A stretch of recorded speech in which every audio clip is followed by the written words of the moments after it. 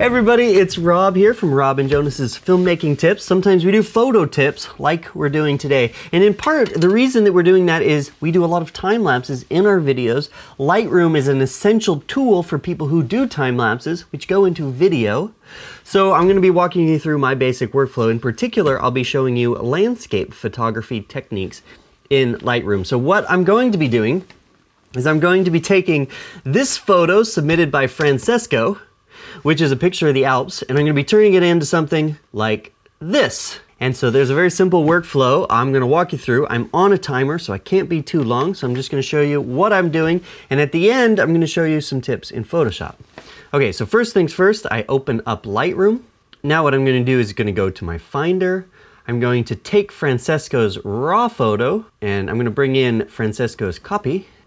Okay, now this will allow me to start working with it. So you're in the Library tab. I'm going to go over to the Develop tab while I've clicked on this particular photo. If you were out in the field and you were taking this photo, I think Francesco did a great job here. I don't know if he was trying to do this or not, but essentially you can see down here at the bottom, it's a little bit dark. Up here at the top, it's a little bit light, and you can go over here to the histogram and you can see that. Fortunately, there's enough detail over here in the shadows, and there's enough detail in the lights that we can kind of bring everything into the middle a little bit.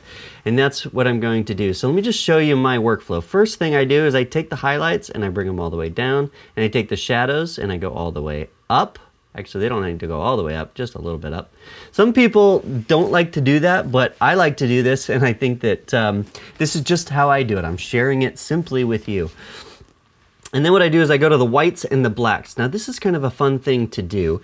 If you hold down Option, and you take the white slider, and you move it up and down, you can see that right here, at this point, I'm starting to blow out the white, so I'll stop. And I can do the same thing with the blacks, and I can bring it down, and right there I'm starting to bring up some contrast in the blacks. So that's kind of how I do it. I'm going to add a little bit of contrast, because the first thing that I'm going to I'm going to get this lower area exposed, and then I'm going to work on the sky. So let's see. I want it to kind of pop a little bit. I'm going to take the clarity up just a little bit, not too much. Because what happens when you start adding clarity is you start to get some noise. And we can take the vibrancy up a little bit. Okay. Remember, now the next thing, I'm just going to be working here on the ground to start with.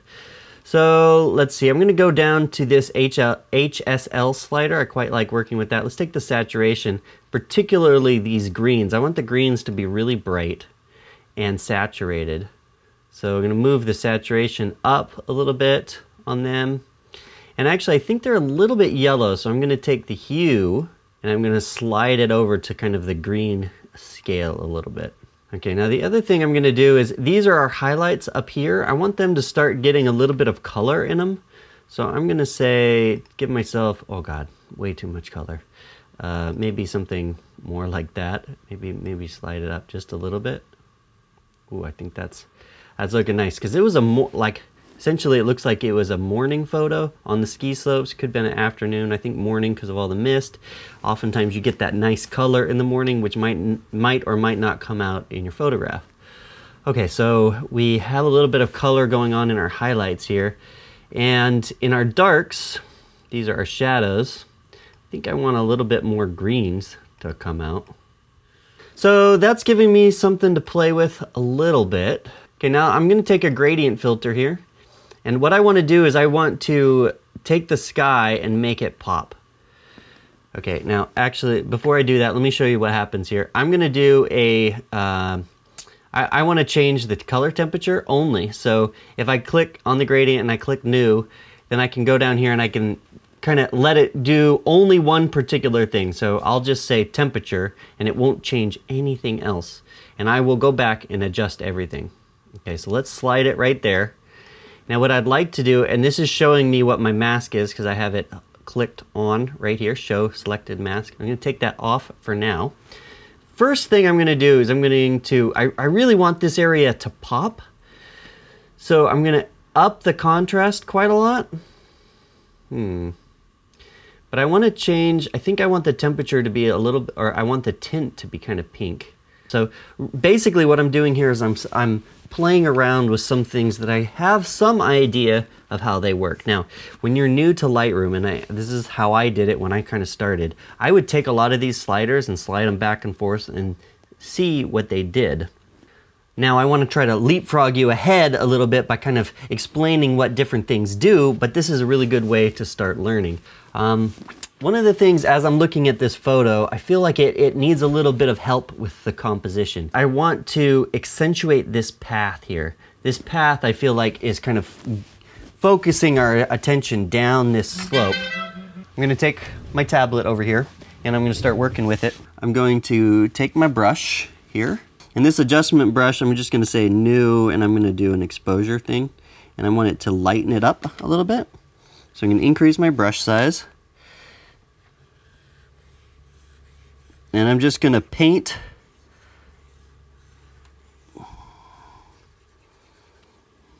make this thing so that it actually pops. And just by doing that a little bit, I'm going to make a nice wide brush.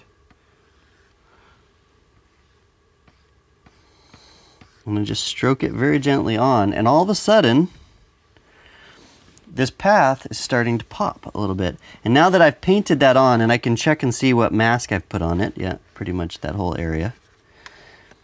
Now that I painted it on, I can adjust in here the exposure. You don't want it to look too unnatural, but I think that looks quite nice. Now, I think our eye is being pulled into this center quite nicely here.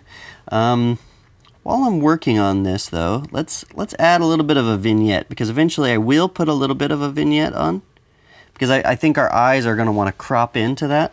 Let's also crop it a tad, because I think I want this road right here to be right in the center. Here's the other cool thing. What I'm going to do is right up here along this ridge line, I want to like add some accent. So what I'm going to do is I'm going to do new, and I want to do a new exposure treatment. I'm going to bring the brush down fairly small.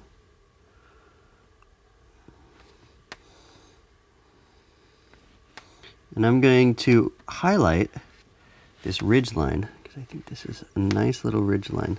So basically you just start painting on it a little bit. So essentially what you're doing here to some degree is you're actually becoming your own painter. I'm going to add a few more stripes right here so that it's focusing our eyes in.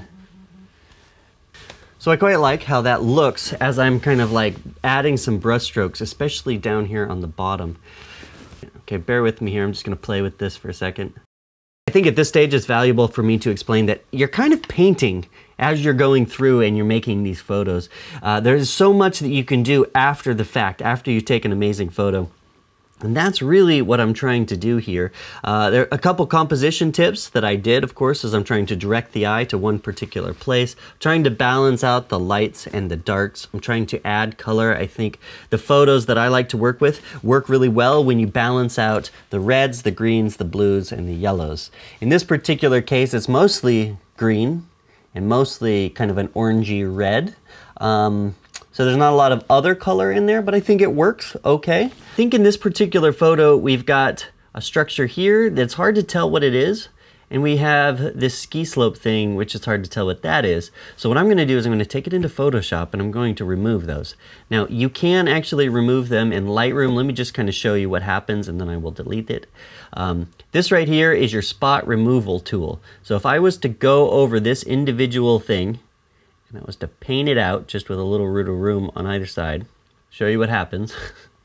It basically takes another part of the photo and morphs it over the top of it. Now you can kind of fix the thing if, you know, say I go up here, it's going to take a second, there's a little bit of a lag, and I drag it down so that essentially, and actually I'll drag it up, so essentially the very bottom of it matches up with the very bottom of that. So if I say done, that actually did a pretty good job of morphing out that thing. But the problem is this is a little bit more complicated. It's fairly easy to do in Photoshop. But if I was to drag over this here, while it did kind of do it, and if you were just in Lightroom and you're wanting to like pump through it, add an Instagram photo or something like that, then this is super easy. But I'm going to show you how in Lightroom you can do it with a lot more precision, and nobody will be able to tell that any of those things were in there, and we can take out the lines of the lift and stuff like that. So now all I'm going to do is go up here to Photo. I'm going to say Edit in Adobe Photoshop. Okay, so the photo is now here in Photoshop. I can kind of take a look at it. It rendered out everything nicely. And what I'm gonna do is I'm gonna remove this particular piece. There's a lot of ways you can do this. I like going in and using the clone stamp tool first. And so I'm just gonna go over here. I like to use it on my Wacom. And get my brush to be a little bit big. Hold down the Option key. And let's pick a spot right at the grass line. Now I can kind of match that up by going right there. Okay, let's move ourselves over here to the power lines. So I'm sampling a spot right above it so that it keeps the exposure pretty similar. Okay, now there are a few little aberrations here that I'm also going to spot remove. These are, it looks like little spots on the camera lens, so I'm just gonna go do all that. Okay, here's what I got to work with right at the moment. Now I've removed two little aberrations. I think that looks pretty good. You can't really tell what's going on, it's just clouds. Okay, so now I'm going to just drop in a little silhouette. Just drop it in just like that. A little hiker off in the distance. So what I'm gonna do is multiply that. So, okay, so he's standing, maybe he's just over the hill line though. So what I'm gonna do is I'm going to mask out his feet. So what I like to do is I like to click on this little mask button, and then with the white and the black you can paint in a mask on him. So you just use the brush tool, and then we're going to flip a black mask on it, and we're just going to like get him to blend in up there just a little bit. So anyway, there you go. It's not perfect, but I wanted to kind of walk you through basic workflow, how I work with photos, how I'm able to shoot something that looks a little bit like this. The other great thing about doing this is that when I make it, you guys leave great comments down below so that I can see how you guys change up your workflow. I actually think this looks quite nice as a composition, as a photo. Let me know what you think in the comments down below. If there's something that you would like for me to work on, maybe you even have a photo, feel free to send me an email. I have the link down below. All right, we'll see you next Tuesday.